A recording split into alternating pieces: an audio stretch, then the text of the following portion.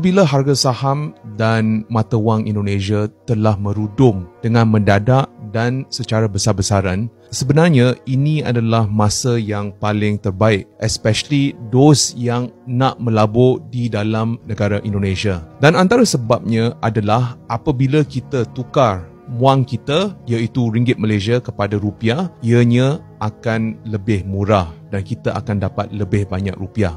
Itu nombor satu. Dan nombor dua, apabila kita beli saham ketika pasaran sahamnya telah merudum, kita boleh dapat saham-saham yang berkualiti tinggi untuk harga yang murah. Dan kalau saya nak pilih saham-saham untuk melabur di situ, ini adalah sektor yang saya akan letakkan duit saya, iaitu nombor satu, sektor perubatan. Di sini, walaupun ekonomi di Indonesia down, tetapi orang di situ nak tak nak, kalau sakit terpaksa menggunakan perkhidmatan perubatan. Selain daripada itu, saya akan beli syarikat yang memiliki infrastruktur dan antaranya adalah pemilik jalan raya atau lebuh raya. Dan antara sebab adalah walaupun ekonomi up ke down ke, tetapi kalau orang terpaksa pergi ulang-alik rumah ke office atau rumah ke tempat-tempat lain, mereka terpaksa menggunakan jalan raya di situ. Dan sektor yang ketiga adalah sektor utility, iaitu sektor electricity, air